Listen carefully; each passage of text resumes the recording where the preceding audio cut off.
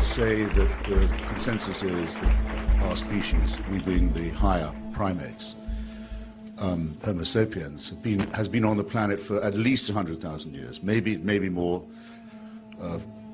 Francis Collins says maybe 100,000. Richard Dawkins thinks maybe 250,000. I'll take 100,000. In order to be a Christian, you have to believe that for 98,000 years, our species suffered and died, most of its children dying in childbirth, most other people having a life expectancy of about 25, dying of their teeth, famine, struggle, bitterness, war, suffering, misery, all of that for 98,000 years. Heaven watches it with complete indifference.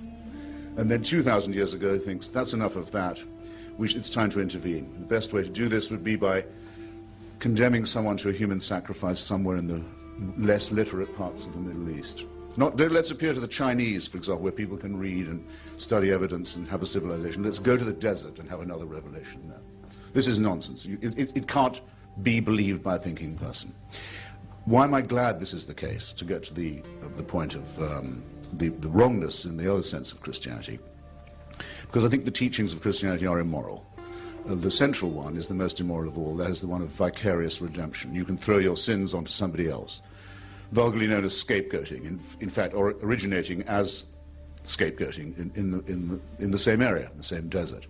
I can pay your debt if I love you.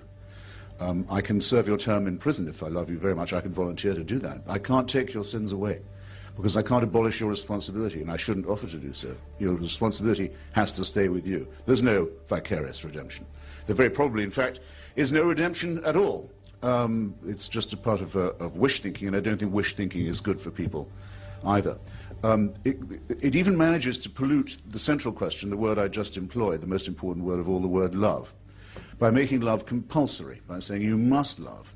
You must love your neighbor as yourself, something you can't actually do, but you'll always fall short, so you can always be found guilty.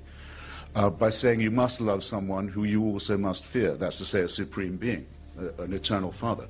Someone of whom you must be afraid, but you must love him too. If you fail in this duty, you're again a wretched sinner. This is not mentally or morally or intellectually healthy, and that brings me to the final objection. I'll condense it, Dr. Lasky, which is this is a totalitarian system. If there was a God who could do these things and demand these things of us, and who was eternal and unchanging, we would be living under a dictatorship from which there was no appeal, and one that could never change, and one that knows our thoughts and can convict us of thought crime and condemn us to eternal punishment for actions that we are condemned in advance to be taking.